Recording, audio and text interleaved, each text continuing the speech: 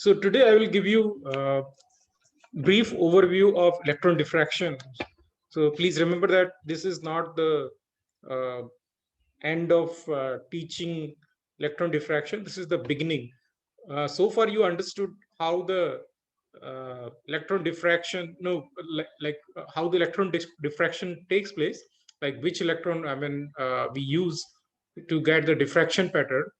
So here we will go one step further, and then probably in the next lectures I'll explain a little bit more. So this is actually an overview. So I will be showing some details, and some of the details will be reserved for future lectures. Okay, so the first concept which you have to understand is zone axis. So zone axis I'm teaching you in brief, and it will be expanded in detail in future lectures. Please remember that I try to introduce the subject step by step. So sometimes people do not want to uh, go in depth. So this is actually for those people who are not really interested in going deeper in the zone axis. Okay, so some of you, if you are interested, so you have to wait for future lectures. So here, so this is basically, I'm showing it here. Let me.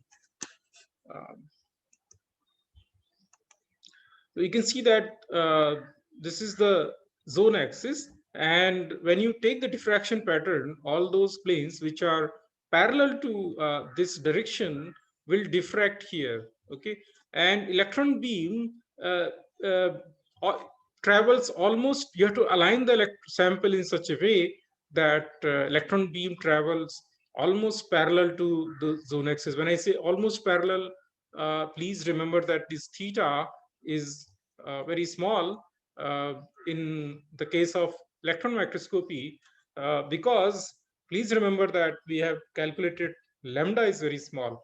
D is the same. I mean, D is the same. T is the property of your sample, right? I mean, whatever D is, for different family of planes. But because this theta is small, because wavelength is small, so you can see that this theta is very small. So this electron beam travels almost parallel to the this direction. So all these planes which are parallel to this direction will form a diffraction pattern. I hope you understand the zone axis definition. And I gave you the equation for zeroth order Wies zone law. So Wies was a mathematician. I'll show you in the next lectures, not today. But so that this is called actually zeroth order zone law. There are actually first order, second order, etc. So this is called zeroth order zone law, which is h times u plus k times v plus L times W is equal to 0. So W is this direction, and HKL are the planes. So that is zone axis. Okay. Any questions so far on zone axis? Next concept which will help you to understand the diffraction pattern is to understand the camera equation. So now how do you calculate? We'll give you some hands-on. I'll request my students to plan it. Probably on Monday they can do that. Yes. So we'll distribute you a software, and then and also we'll give you some example files. So you have to download that. You can download that software. It's a very small exe file. So it's not you don't need to install it. It's just exe file, executive file. So you can execute that file, and it's very simple. Okay. So yeah. So now the task comes that how do you calculate this d value once you have this diffraction pattern? What you have is basically these distances. So please remember that we mentioned earlier that these distances are in the reciprocal lattice. Diffraction pattern is always in the reciprocal plane. Okay, so not in the real lattice, actually it's in the reciprocal lattice. I mean, it's a gift of nature. Okay, so and it makes things simple also. So so the larger the d values, so what it means that larger the d values, so the smaller will be the radius of in this closer will be the points actually. Okay, so it is inversely proportional to d. Okay, yeah. So there is one important concept, camera equation, which will help you to calculate these d values, which is basically rd is equal to lambda l. Okay, you can see that r is this distance which you can easily calculate from the diffraction pattern. Suppose this is the diffraction pattern which you obtained from your specimen, and L is the camera length. L will be given to you by the operator. Okay, and this is basically distance from the objective lens and to your sample. Okay, the plane where your sample sits. So this will be given to you. So L is given, lambda you already know, and D D is unknown, so you can calculate the D from uh, um, this equation, right? So I think it is simple, very easy. So you can calculate. So far, I mean, if you don't want to go into the complexities of electron diffraction, so these are the basic. This is the basic analysis which you have learned today. Okay, this is the most basic analysis. Of course, there is no end to the electron diffraction analysis, but most students are interested in calculating the d values. Okay, so you can, in fact, do that very easily, and then you can match the d values of with the XRD pattern. And most of the time NCL students are not interested beyond this.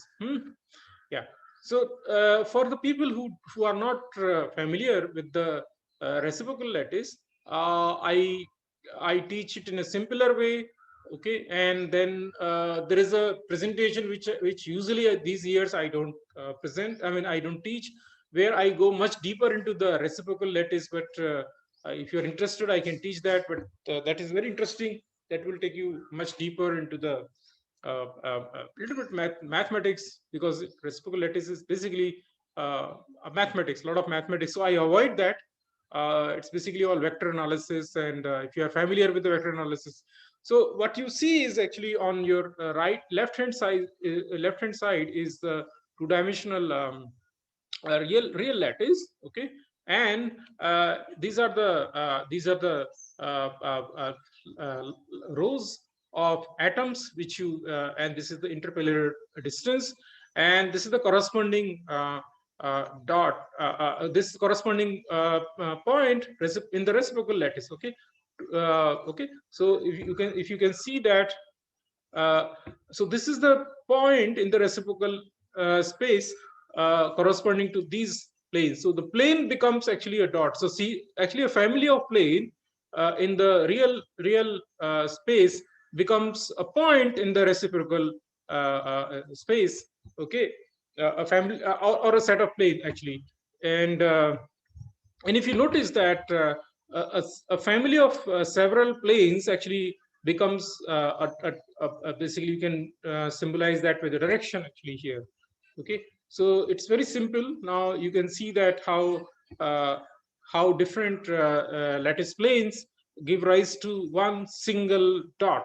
So that is the beauty of diffraction, that one point basically represent a number of plane, not just this plane, but other planes for which the interplanar distance is the same. So you will get the same same value. So you can see here also. Okay, and if you now you can see, if you take in fact, if you take any row of atoms, if you imagine which is intermediate rows, then you can go towards the next for example 110 and then 200. So then you will go to the next points of, for example, here. Okay, so I hope you understand this. Yeah, it is described here. You can see that the difference between this and this. So you can so this you can keep on and but you please note that the intensity drops when you go away from the central point. This is by the virtue of Eurydice. I think I have taught this thing, and I told you example that intensity drops as you go away from the central maximum. Okay, so next concept.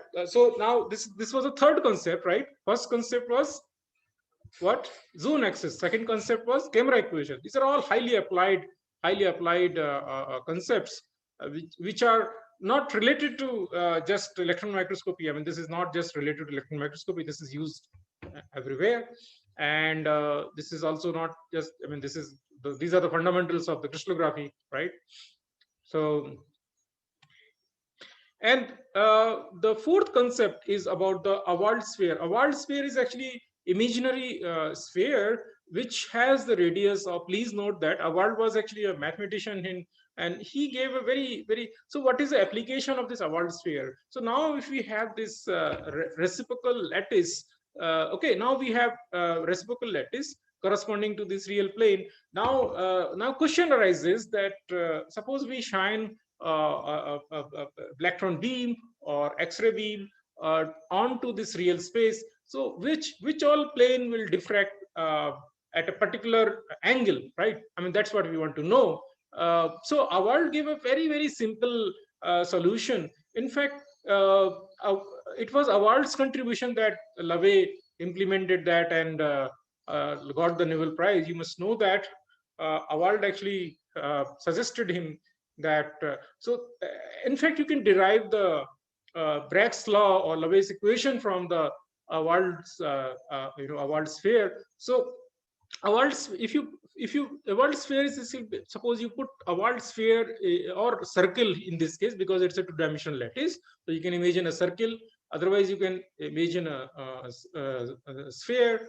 So so wherever it cuts these reciprocal lattice points, so that point will diffract. That point will show up as a diffraction point here. So wherever the Awald sphere, whichever reciprocal lattice point falls on the Awald sphere will diffract. It will satisfy the Bragg's equation automatically. Okay, you will, and Awald sphere radius is inversely proportional to lambda, and that is basically a fundamental, and that makes the Awald sphere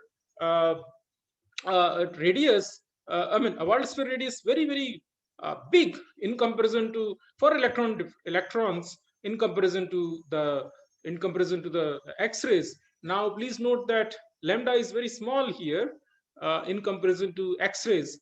Okay, so you can see that typically for copper K alpha we always compare 1.5404 whatever angstrom. In comparison to this is quite less actually. Okay, so now if you take inverse of this, so this Awald sphere corresponding to this electron beam will be much larger, and consequence of application of this you can see immediately in if you compare electron diffraction and X-ray diffraction. In X-ray diffraction, in order to get the diffraction, you have to rotate the sample in a large range from theta to 90 degree to 10 degree to 2 theta is equal to 10 degree to 90 degree, right? Okay, then either you rotate the sample or you rotate the radiation, whatever. Okay, it does not matter. So you have to rotate. When you're rotating actually when you're rotating the sample in, so when you're rotating your sample in X-ray diffraction, when you collect X-ray diffraction, in fact you are rotating the sample. So you're rotating, when you're rotating the real space, real space, you're actually rotating the reciprocal space. Okay, and that makes actually this different planes accessible to for the diffraction. Let me show very beautifully here.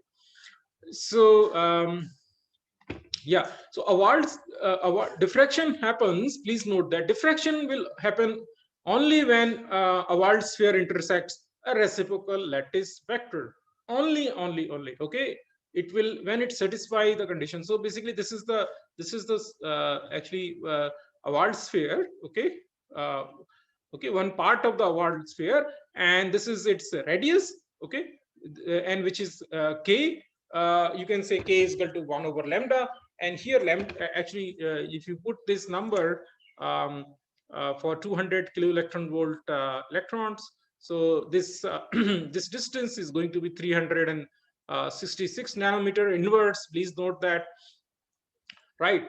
And so you can see that this is almost like a straight line. I mean, for several points, and you can see that this cuts several lattice points because this radius is so large. So in if you take a smaller sphere, suppose you draw a sphere, um, I don't know whether there is a option for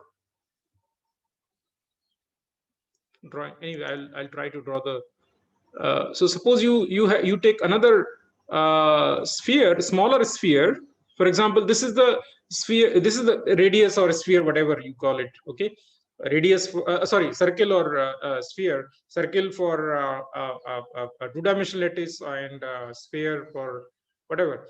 So so if you take a smaller sphere, you can see that it cuts only few of the that lattice points in the reciprocal lattice at a given time, unless you rotate it. Once you rotate this, then it will keep on okay, touching the other.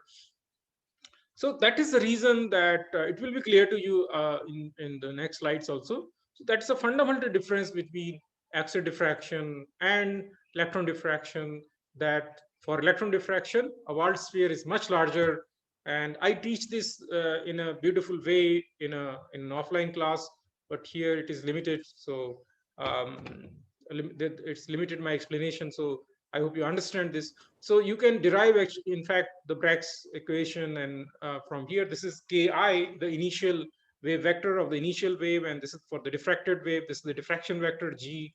You call this point 0. This is the direct beam, and this is the diffracted beam, right? And this is your award sphere. Now you can see the how it all happens actually. So so this is electron source, and this is your crystal in the real space.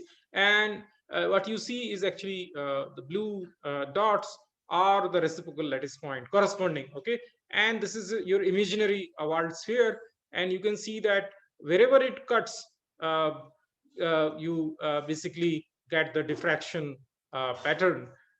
So that's the reason you need to rotate it quite a lot in X-ray diffraction. I repeat that. Okay, in electron diffraction, you don't need to you don't need to rotate. Yes. Sir, what about the points that falls under this sphere, like under this? No, only on the circumference. The condition will be Okay. satisfied. I showed you the schematic. Just a moment. Look at this. Yes. So it has to fall on the circumference only. Okay. Yeah. And what does this G vector represent G is here? actually Like, called diffraction vector. okay, okay, Small g. Yes. okay, sir. And this capital G is actually the point. This is the Yeah, vector. yeah. This is called diffraction vector. Okay. Okay, sir. Now, if you see that, so this is that's why you rotate the sample in X-ray diffraction. In electron diffraction, if you are doing single crystal electron diffraction, you may need to rotate. You may need to tilt the sample holder. Tilt arrangement is available there. But for polycrystalline samples, you don't need to rotate the sample, because you will always find some tiny crystallites aligned in a particular direction. So in fact, for polycrystalline samples, when you're taking electron diffraction, normally you do not need to rotate. You get almost all the diffraction patterns. You don't need to. Some of these points will be always aligned in particular zone axis. So now you can see that how you can carefully see wherever this point is okay, touching the Okay, so just imagine that, just try to mentally reduce the um, um, okay, mentally try to reduce the radius and increase the radius. Now you can see that if you reduce the radius at given time, the probability of the point falling on the circumference is much less. If you increase the radius, the probability that these points will fall on the circumference will be much greater actually. So that explains the fundamental difference between the so now you can see that here it is described. So if you take shorter wavelength, a world sphere will be comparatively much larger. You can see that more points are cutting here, and if you take longer, then you have less probability of cutting the points. So this is also described in this figure. Okay, so you can see a comparison between two wavelengths and their reciprocal lattice point. So this was the concept number 4. I hope you understand.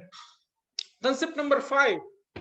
This will be described later on in detail, and it is highly applied actually in electron diffraction, and that's where another departure from very simple, your X-ray diffraction comes. X-ray diffraction, this concept is normally not does not exist. So reciprocal lattice points are normally, so now see everywhere we are considering reciprocal lattice points as spherical dot.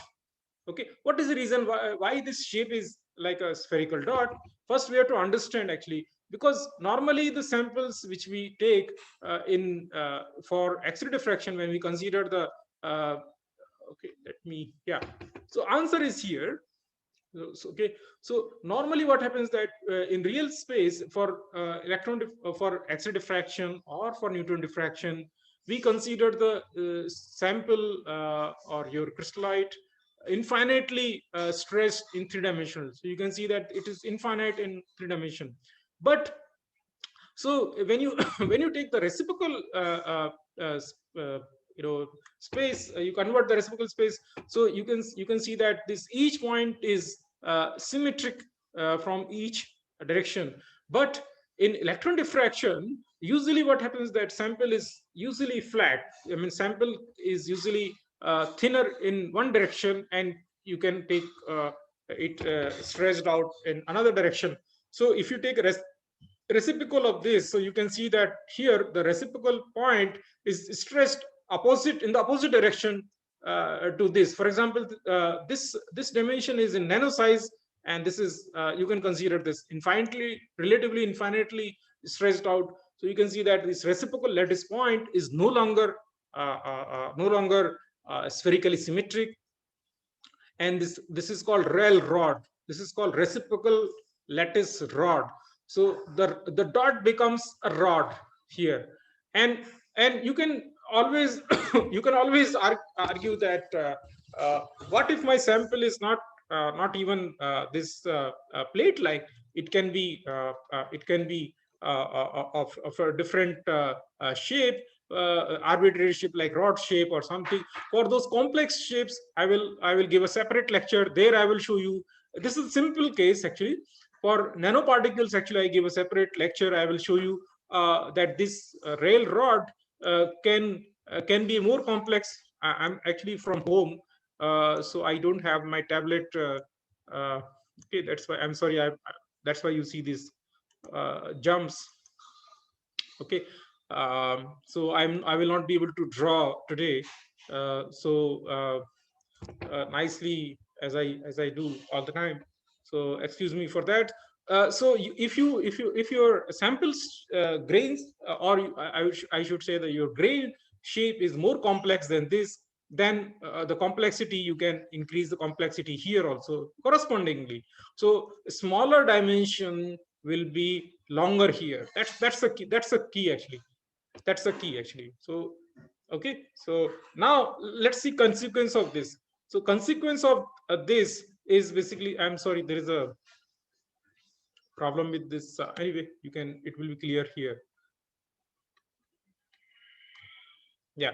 So now you can see that here these dots have, if you replace dots with the rods, now you can see that a Wald sphere has much more tolerance to cut this reciprocal lattice point. So just imagine you replace mentally this rod with the dot. So you will see that this reflection will not be here. This reflection will not be here if it is a dot here. Okay, this will be missing, you know, this will barely touch. Okay, it won't be this will be missing. So so so take home message is that the Bragg's conditions are relaxed. Please note that it's a very big statement which I am giving, that Bragg's conditions are, which are very strict in the X-ray diffraction, they are relaxed in case of electron diffraction.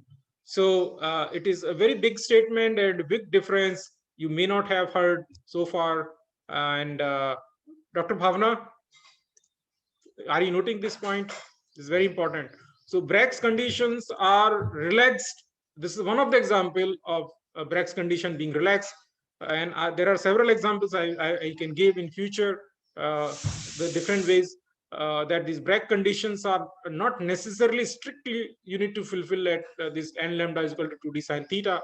Okay, for so even this point will diffract here. This point will diffract. This point will not diffract because this is out of way, but this point will diffract. This point will diffract. So you can see how interesting this becomes. Any question? Dr. Bhavna, what is your take on this? Any question? Are you following me, Dr. Bhavna? Yes, sir, I am following you. Sir, can you repeat this? I could not understand this. I was Of about course, to say. I've repeated actually many times in the coming. Yeah. I have in actually, this is just an overview. I will be going much deeper actually. Yeah.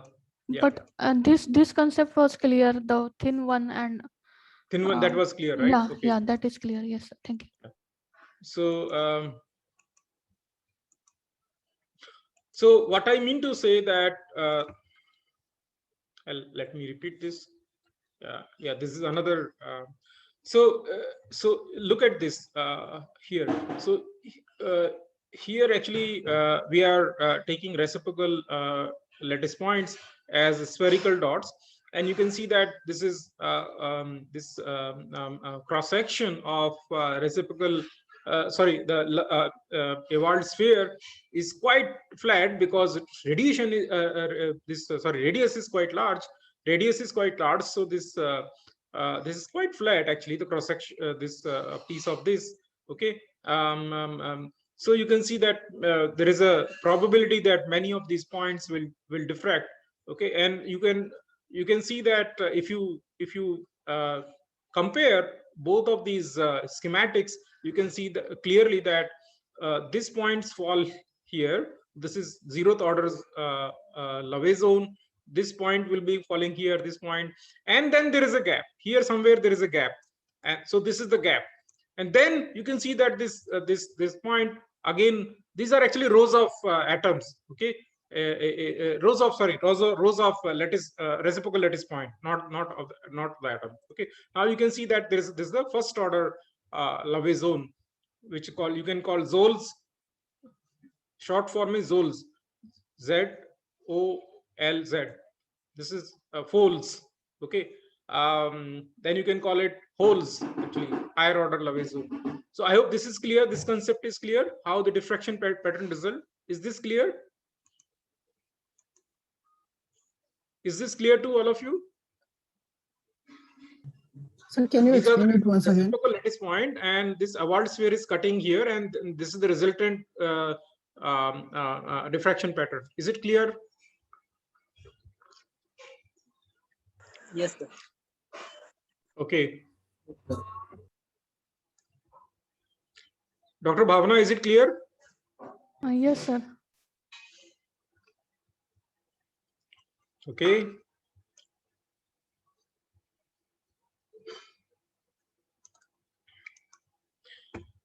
And now, if we replace these points with our railroad, you can see what the consequence. You can see that these points, which are spherically symmetric, if we replace them if we elongate them, you can see that tolerance of this very large Wald sphere cutting is much larger, right? Bhavna madam, you understand now? Yes, sir. Because Yes, sir. it will be able to cut from here also. So this is actually called excitation error or deviation actually. Okay. Okay. Now the intensity of the point which is intersected here in the middle will be much larger. Okay, this is not drawn properly, but when the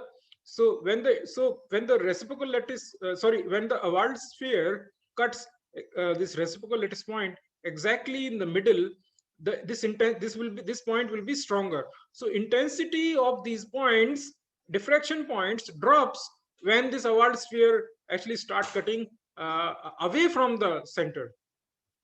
Okay, we will revisit this these concepts if you're not able to understand in higher in advanced classes. We will revisit this with much more depth, but you can if you are not able to understand. And also I'm uploading all these lectures on YouTube, and the Dropbox contains the slides. So I will request you to do a little bit of effort. Okay, I mean, nobody taught me actually. I mean, I just taught myself, and I'm teaching you. I did not learn from anywhere these concepts. I promise that I never attended any of the class. These concepts were I have self-taught. Okay, it's very difficult, but you are lucky that you are learning this. I was not that lucky, believe me. Yes, I never sir, attended I even a single class. Yeah. Bhavna madam, this is just the beginning of the complexity. Yes, sir. I never had any teacher. Yeah. Yes, sir. This is really difficult to understand because it's. This is from here onward, this will become more complex actually. Yes, sir. Anyway, so so now this is the repetition that you can see that this is the 0th order Lavey zone, and this is the 1st order Lavey zone, and this is the 2nd order Lavey zone. So this there is a gap. Okay. And yeah, so this is all repetition. I try to put it from different sources so that you understand it clearly, but pretty much same thing is repeated.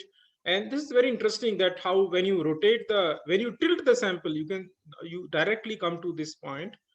So you basically are tilting. Normally tilt is not required, but when you are tilting the sample, so how the diffraction pattern, electron diffraction, basically what is the effect on diffraction pattern? So A to D, you can see that how that when you tilt the sample, how the zone axis is aligned, or you can see that relaxation of the Bragg condition. How, I mean, when you're tilting this sample, basically you are aligning this Wald sphere cutting properly with these points. And so more points, if you see here, that means more this is aligned in such a way that Wald sphere is able to cut more of these points. I hope you understand this, because this is the reflection of, as I told you, a Wald sphere cutting these reciprocal lattice points. Whenever these points, so you can see that here you can see that here it cuts in such a way that you get more and more points in D, right? And okay, so these are all highly applied concepts. Now I will end this overview by showing you so these are the simple electron diffraction pattern, but your complexity in your sample can reflect in the in your diffraction pattern as well. Okay, so any questions so far? किसी को question नहीं है? Yeah, I mean, when I take exam, then people are not able to answer. The rotation of simple means normal lattice is known, but rotation of reciprocal lattice ये नहीं पता है. Sorry? Rotation of reciprocal lattice नहीं पता है sir. या फिर मतलब तुम्हें पता क्या है? नॉर्मल लैटिस का रोटेशन पता है? अरे यार, नॉर्मल लैटिस में reciprocal lattice is connected to normal lattice, right? Isn't it? I mean, if you rotate, suppose you take a crystalline object in your hand, if you take a crystal in your hand, so reciprocal lattice is also there in your hand. So when you rotate the crystal, reciprocal lattice is associated with that. It's also rotating. It's just an imaginary concept, right? Reciprocal lattice. Yes. So when you rotate the sample, your reciprocal lattice is also rotating. Simple. Okay. See, I told you how reciprocal lattice originate from your atomic rows. I Yes, gave sir, example I of two-dimensional lattice, right? Sir, You yes, sir, understand, Rajkiran? yes, sir. वो Yeah. पता है. So I suggest you repeat. I will send you the recording. You see the earlier slides, and then you will be able to connect. Okay. Yeah. Yes, sir. I think all of you have to revisit. Fortunately, this last, because of this COVID season, the recordings are available. Otherwise, this option was not available. So I suggest that you revisit. If you have any question, you can ask me in the next class. Probably Monday we'll do the hands-on training. I'll talk to my students and based on their availability. Yeah. So now Hello, I sir. will. Yes. Sir वो last image तो था D वाला, उसमें जो dot dot दिख रहा था वही था क्या लवे zone? This one. See, these are actually this is your first zeroth order Lave zone. This one. Yes, sir. Yeah. So and next Lave zone is actually at a gap. So you see a gap, and then you start seeing the dots again. Okay, sir. Okay. Yeah. I'll show you in future slides. Actually, I mean, it's very difficult to see higher order Lave zone because the intensity drops. Actually, intensity starts diminishing. You can see actually here also when you're going away from the this 000 dot radially outwards, then your intensity is dropping, right? Yes, yes, Any sir. other question? Sir, hello, sir. Yes, answer. Sir, a small doubt in the 110 direction. Why you have kept the dot between 1 and 0? Sir? I have to see the I think it is the zone axis. I think it is a zone axis. 110. I'm not sure actually what authors are trying to represent here by this direction. I think it is the zone axis direction 110. I have to check. That's the problem. I avoid taking from somebody else's presentation, but I liked it. But so you actually, that's why I avoid actually. I teach from books. I don't like to teach from somebody's slides. You might have noticed that I rarely use the slide somebody else's slide because and you can see the problem. This is the problem. Yeah. Okay. So I'll show some complexities and then all these things, finite size effect, twin effect, all these effects I'll be teaching in detail. Moir pattern I teach in detail. All these things, Kikuchi lines I taught you a little bit. Double diffraction I'll not be teaching, but if you're interested, I'll teach you different double diffraction. Okay, so it depends upon. So first concept here is that symmetry of diffraction pattern always reflect the symmetry of the crystal around the beam direction. So if whether it is a cubic symmetry or hexagonal, it reflects in the in your dot pattern. Okay, yeah. So this is one concept. Another concept is basically very important, that you can see that if you increase the lattice spacing, A is here, if you see in the left hand side, your A is larger. Here you can see that is A is smaller. So what you see actually, for A larger, you see more points actually. Okay, because it is in the reciprocal lattice. Okay, so these distances are smaller. Here distances are larger because this is smaller. Okay. Is it clear? This I sometimes I ask in the exams also. Sir, you Yes, sir. explain it once again, sir. Hmm? This lattice spacing, you explain it once again, sir. So what I'm trying to tell you that the distance between points is inversely proportional to the d values. Do you agree with this? Yes, sir. Yes, sir. Yes, sir. Okay. Now, if your d values are large, okay, this and e can your lattice parameter can decide your d values, right? Yes, sir. Your d values you can calculate from your lattice parameter, right? That's it, right? Yes, So, sir. if your lattice parameter a is large, so your d value is going to be large for that lattice. Do you agree? Answer, do you agree? D will be large in this case. Sir, D is, sir. Sir. I mean, D is some fraction of A. You can calculate from that, right? Yes, In sir. comparison to this, right? In comparison to this. So if your D is larger, so your reciprocal lattice distance is going to be smaller here, right? Yes, sir. I got it. Now so you can afford to see more points here. You got my point? Sir. Yes, sir. Okay. But here it is opposite, because d values are smaller, so your spacing here in the reciprocal lattice will be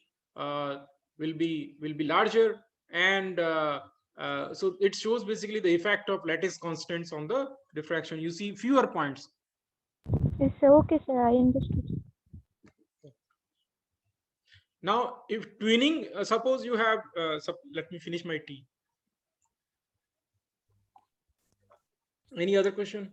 Sir, why these diffraction spots is not like complete sphere? They sometimes it looks rectangle or some See, this is actually distortion here. I mean, Okay. these are actually pixelized. This is the problem of pixelization. Okay. Yeah. So there is no any point concept behind I that. don't Okay. think so. I don't think so. Okay, sir. So now if you put side by side two crystals, so twinning, I think all of you know. Ansar, you know twinning, right? You should be knowing very well. Yes, sir. Yes, sir. Metlet. Yeah. So if you put twin crystals, so twinning, if the people who do not know, twins actually, right? Suppose Ansar has another a sister, okay, and you put Ansar and her sister, who is twin, side by side. So, and you basically Ansar is facing towards one direction, and her sister is facing towards 90 direction or 45 degree to her. So the same thing in crystals also. We call, so twins are twinning there. So there is a twin boundary. So twin boundaries, wherever there is a rotation, actually you can see that. So these are twin boundaries. So but the lattice parameters, everything is same. It's the same lattice, actually same kind of a crystal. So how will you see the twinning actually? So if you notice it here, it is clear. So twins are actually you can see that twinning is seen actually. You can see that the two spots are side by side.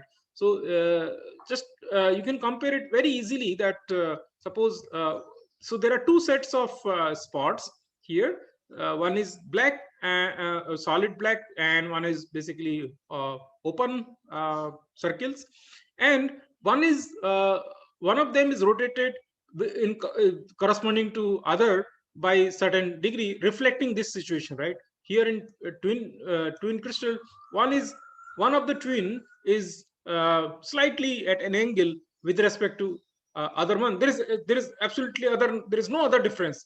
So you do the same thing here.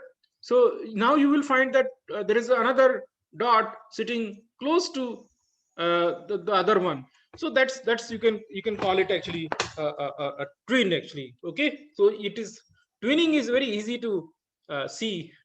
You can identify twinning very easily in electron diffraction. Ansar, does it excites you? Sir, little bit, sir. Little bit, okay. Yeah. So, Yes. Can Yes, you ma'am. explain that images of the twinning? Can you elaborate those images in the previous slide? Hello. Yeah, I Am can I hear you. audible? Yeah, you are audible. See, Yeah.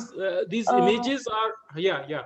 So you can see that these are the points. Actually, this is basically your electron diffraction image, bright field, and so you can see that these are the points 1 and 2, and see these points are taken in certain way on one of the twin crystal actually. So they have identified the twin, the twin crystals, and they have actually shown which one you want to understand. Below one, not the upper one. Just Upper, below okay, below one is images. very clear actually. Yeah. No, but what this 1 plus 2 and 2 plus 2, what is this See, 1 representing? plus 2 is basically the twin. When you Are you see, combining the images? yeah, I so 1 is basically Okay. one of the twin. Second one is basically second. Once you suppose you take one twin, second one, third one, suppose you have crystallites which are connected. So how you basically suppose you take diffraction pattern from both of them together. So this is what you will see here. Okay, and if you take from 2 and 3, you will get this. So suppose if you combine both of them, all 1, 2, 3, so then you will get something like this. So you can see that there are 3 points here. You can see it here, 3 points. You can see 3 points. Okay. Now you have 3 points. Okay, Okay. sir. Yeah. So Okay, sir. I mean, twinning does not mean that you have only 2 twins. Actually, you can have 3 3 twins, and you can have many more actually. So you will have more complexity. You got my point. Twinning, the twin does not mean that you have only 2. Yes, I mean, sir. you can have more than 2. Yeah. Yes, sir. Yes, sir. Yeah. Moir pattern. Moir pattern has come from this fabric, the garment industry, the fabric industry. So Moir pattern is textile industry actually. So if you go to Flipkart, you can see that if you are looking at a shirt which has vertical stripes, so depending upon the SLR which was used to capture the images, you can actually see the distortion on the slides, on the actually, let me show you, because let me Google, and you can also Google actually, and let me show you some beautiful wire pattern shirt.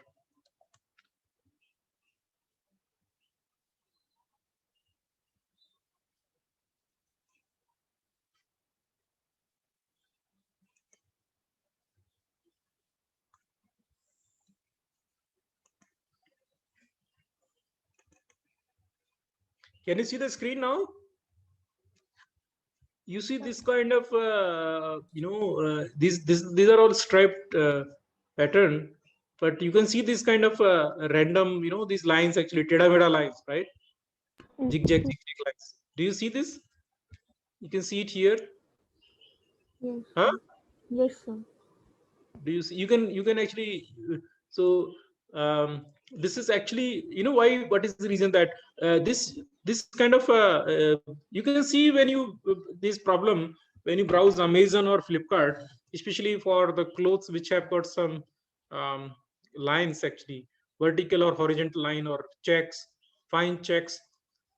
So these actually lines arise because of the I don't know whether you can see it. Do you see the YouTube or? Yes, sir. It is playing. YouTube is working. Yeah. Now you can see the Moir pattern, right?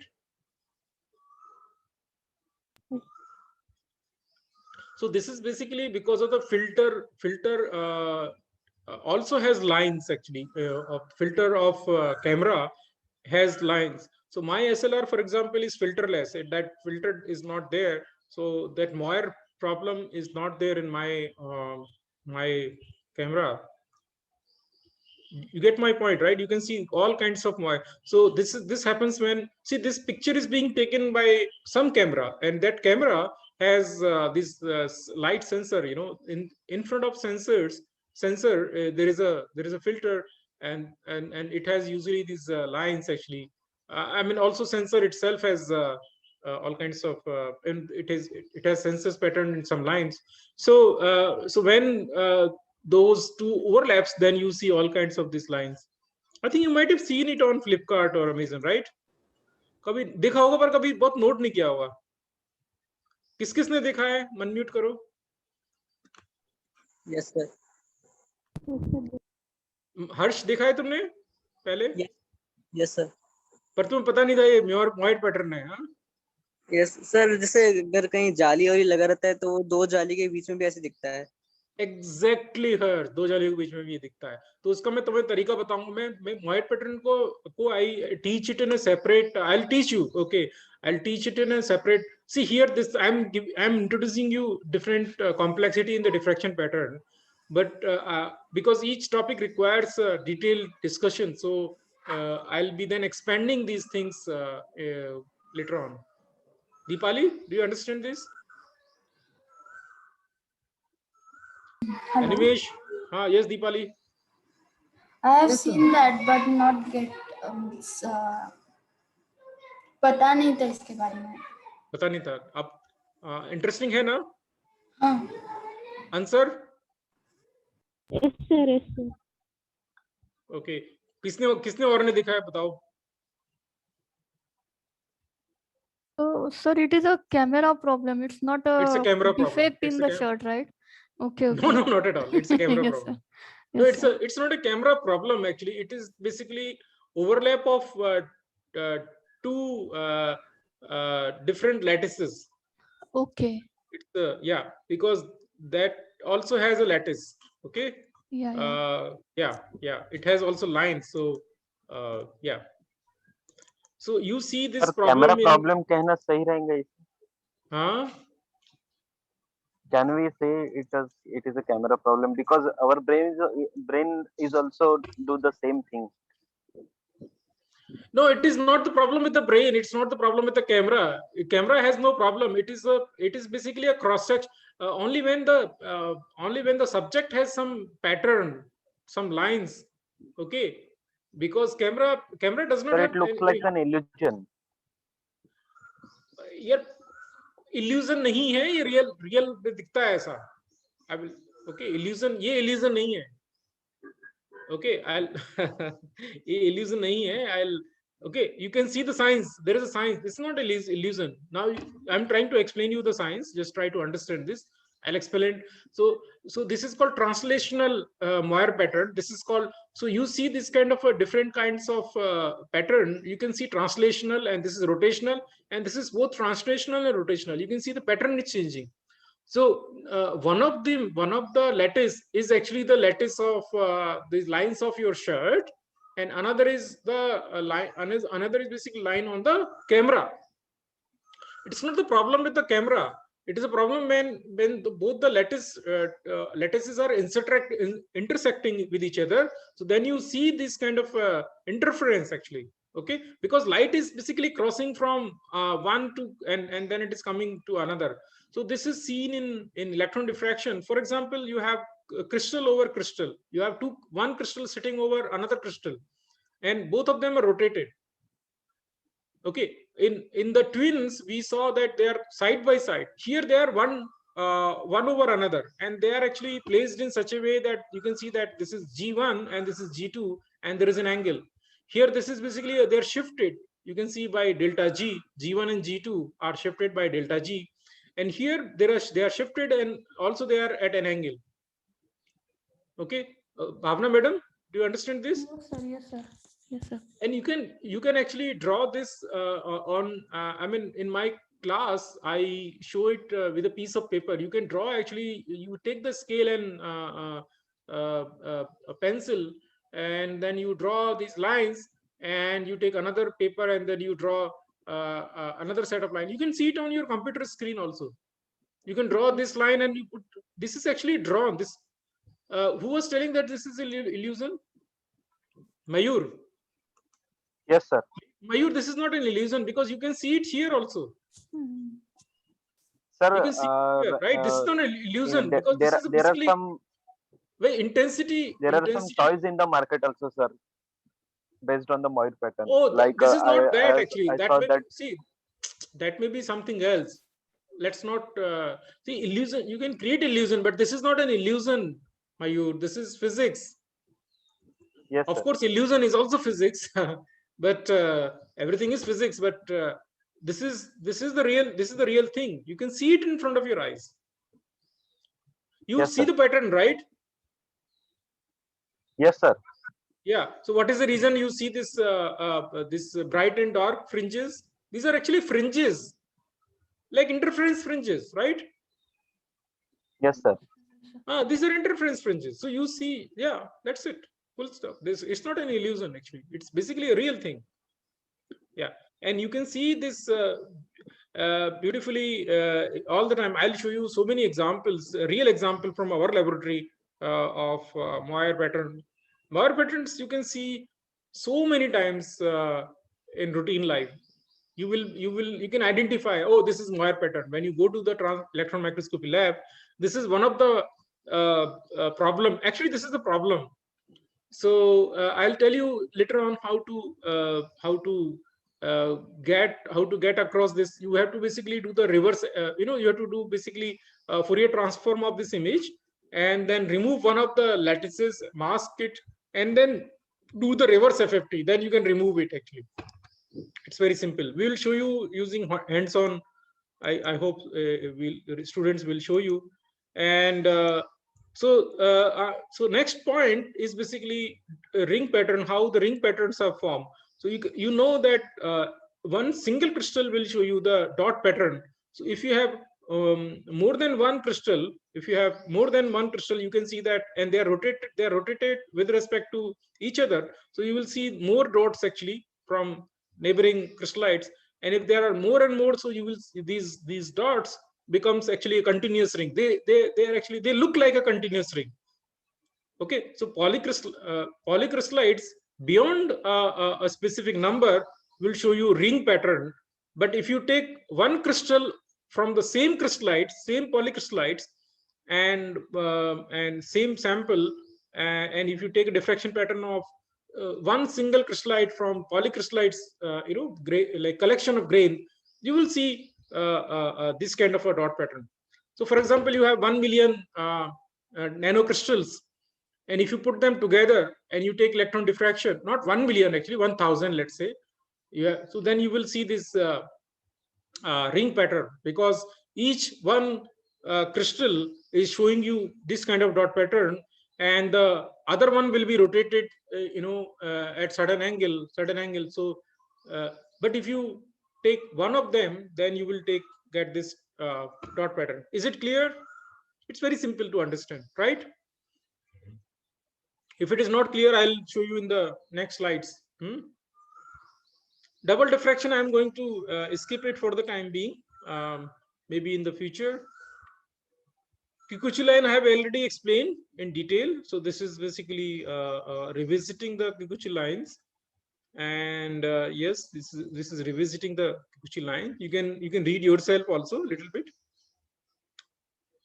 Yeah.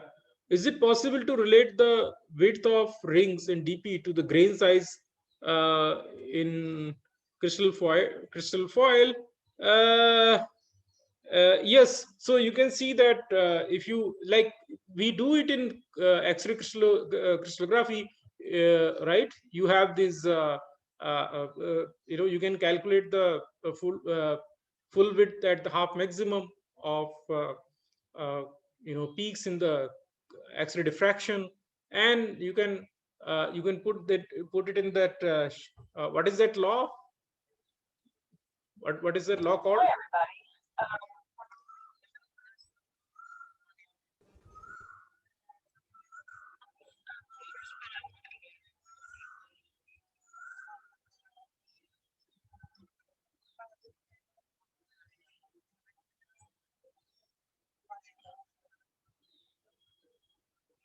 Yeah, I forgot. Bhavna madam, what is that law called? For crystallite size, sir? Ah. That's a scalar formula. Scherer formula. Yeah. Okay. So you can use the Scherer formula, and can you see the slide again? Yes, sir. Yeah. Yes, sir. Actually, that video which on YouTube uh, it started playing actually. So I had to mute it, and I was actually afraid that who is this lady who is teaching in parallel to me? There was a voice of lady which in American accent that was actually coming from the background, and I got scared. Who is this lady actually? Who is? I thought one of the student is talking in the American accent actually. So that was an illusion actually. Okay, not this. So similar question arises that whether we can see something. So you can relate, but you cannot calculate actually. There you can calculate. Yeah, you can calculate, but for example, the broader the larger the grain, the sharper the points will be, and the smaller the grain, the more diffuse you see the points actually. But it is, yeah. Anyway, yeah, so this is an example of texturing effect. So if you have a texturing effect, you see the pattern, you see its effects in the X-ray crystallography also. And if you see this kind of stressed kind of dots, so that is clearly a sign that this is coming from a textured grain. Okay, and these are the details. I'll be teaching you detail how to. I will be expanding it in future. And if Tuba is there, this is basically electron diffraction pattern from the amorphous carbon. And I already answered the question that if it is amorphous, why still you see the rings, diffuse rings? But I mean, but what can you do? What can you learn from these rings? I already taught you, but if you have any question, you can go back and listen to the past lectures. And this is the diffraction pattern from a single crystallite, aluminum single crystalline in this case. And if you take polycrystalline sample, in this case gold, but it can be anything. So you can see that these dots becomes ring. Okay. So suppose you take 1,000 of these crystallites, and in the selected area, and you take the electron diffraction, so then those things will look like a ring. And if you take one of them, then it will look like a dot pattern. Okay, and this has been already taught. This is basically convergent electron beam diffraction. Okay, convergent beam, CBED. This I'll not be teaching because nobody does it at NCL, but you should know actually what it is possible. I gave the glimpse of convergent beam electron diffraction several lectures back, several. I think I already taught this, how you can change the beam shape, and you can make a point into a disk. So in fact, so this each point becomes a disk. So this is basically taken from a parallel beam. So if you take convergent beam, so this each of these points will become a disk here, and you can see a lot of these lines are there here. So these lines basically tells a great detail about the crystallography of the sample. So with this, I end today's lecture. And if you have any question, I'll be ready to take.